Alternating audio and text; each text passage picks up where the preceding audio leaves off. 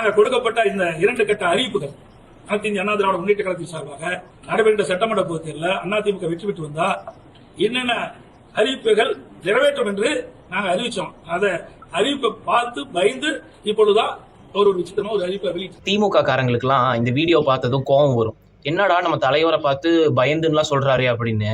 ஆக்சுவலா எனக்கு சிரிப்பு தாங்க வருது.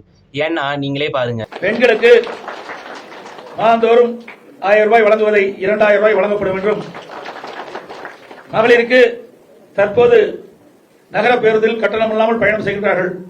இனி அதிமுக ஆட்சிக்கு பிறகு ஆண்களும் கட்டணம் இல்லாமல் நகர பேருந்தில் பயணம் செய்யலாம். முதலமைச்சர் ஸ்டாலின் அவர்களின் இந்த திராவிட மாடல் ஆட்சியில கொண்டு வரப்பட்ட மகளிர் விடியல் பயண பேருந்து, மகளிர் உரிமை தொகை திட்டம் மக்களிடையே ரொம்ப சிறப்பாகவும் தரமாகவும் செயல்பட்டு வருவதனாலதான் நீங்களே அதை அடிக்கோடிட்டு நாங்கள் ஆட்சிக்கு வந்தால் மகளிர் உரிமை தொகை 2000ஆகவும் விடியல் பயண பேருந்து ஆண்களுக்கும் தரப்படும்னு அடிக்கோடிட்டு சொல்றீங்கன்னா இந்த திட்டம் மக்களினிடையே சிறப்பாக சென்று சேர்ந்திருக்கிறது.